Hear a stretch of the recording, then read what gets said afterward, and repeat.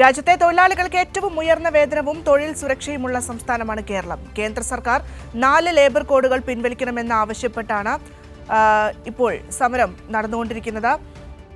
ലതീഷ ചേരുന്നുണ്ട് വാർത്തയുടെ വിശദാംശങ്ങളുമായി. ലതീഷ, അതായത് കോർപ്പറേറ്റ് മുതലാളിമാരെ സന്തോഷിപ്പിക്കുന്നതിനും അവർക്ക് വേണ്ടിയുമാണ് ഇത്തരത്തിൽ തൊഴിലാളി വിരുദ്ധ കോഡുകൾ മോദി സർക്കാർ കൊണ്ടുവന്നത് എന്നാണ് പ്രധാനമായും ഈ ട്രേഡ് യൂണിയനുകളും പ്രതിഷേധക്കാരും ഒക്കെ ഉന്നയിക്കുന്ന ഏറ്റവും പ്രധാനപ്പെട്ട ഒരു കാര്യം. എന്തായാലും രാജ്യവ്യാപകമായി നമുക്കറിയാം ദില്ലിയിലെ പ്രതിഷേധവുമായി ബന്ധപ്പെട്ട കാര്യങ്ങളാണ് വിഷ്ണു നൽകിയത്. ഒപ്പം തന്നെ സംസ്ഥാനത്ത് നോക്കുമ്പോൾ ഇതാ ട്രേഡ് യൂണിയനുകളുടെ നേതൃത്വത്തിൽ പ്രതിഷേധം കനക്കുന്ന ഒരു സാഹചര്യമാണ്. എന്തായാലും ഇതിൽ നിന്ന് പിന്മാറാതെ, സമരത്തിൽ നിന്ന് പിന്മാറില്ല എന്ന് തന്നെയാണ് ഇപ്പോൾ എളമരം കരീം അടക്കമുള്ള ആളുകളൊക്കെ പറഞ്ഞു വെക്കുന്നത്. ലതീഷ്,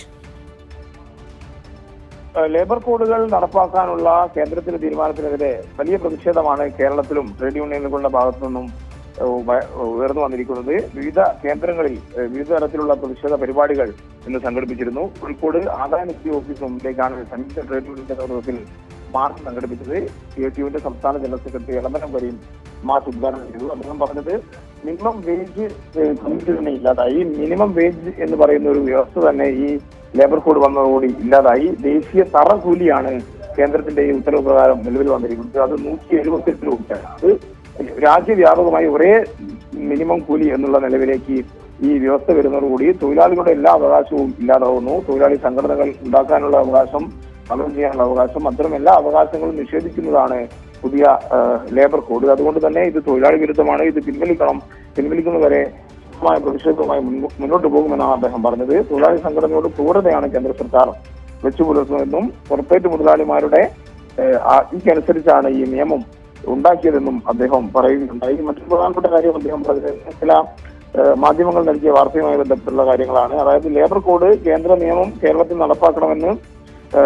നടപ്പാക്കുന്നതുമായി ബന്ധപ്പെട്ട് കരട് ചട്ടം തയ്യാറാക്കിയിരുന്നു. അത് കരട് ചട്ടം തയ്യാറാക്കുക, കേന്ദ്രം ഒരു നിയമം കൊണ്ടുവന്നാൽ സംസ്ഥാനങ്ങൾ കരട് ചട്ടം തയ്യാറാക്കേണ്ടതുണ്ട്. ആ കരട് ചട്ടം 2021 ഉദ്യോഗസ്ഥ തലത്തിൽ തയ്യാറാക്കിയിരുന്നു. എന്നാൽ കരട് ചട്ടം വിജ്ഞാപനം ചെയ്തുകൊണ്ടുള്ള ഉത്തരവ് പുറപ്പെടുവിക്കേണ്ടതില്ല എന്ന് അന്ന് തൊഴിലാളി സംഘടനകളുമായി നടത്തിയ ചർച്ചയെ തുടർന്ന് തീരുമാനിച്ചു. ഇതുവരെ ആ ചട്ടം വിജ്ഞാപനമായി കേരളത്തിൽ കൊണ്ടുവന്നിട്ടില്ല. ആ ചട്ടം അംഗീകരിച്ച് വിജ്ഞാപനം ഇറക്കേണ്ടതില്ല എന്നായിരുന്നു തൊഴിലാളി സംഘടനകളുമായി ബന്ധപ്പെട്ട് എടുത്ത ചർച്ചയിലെ തീരുമാനം. ആ ചർച്ചയിലെ തീരുമാനം അതേപടി അംഗീകരിക്കുകയാണ് ഉണ്ടായത്.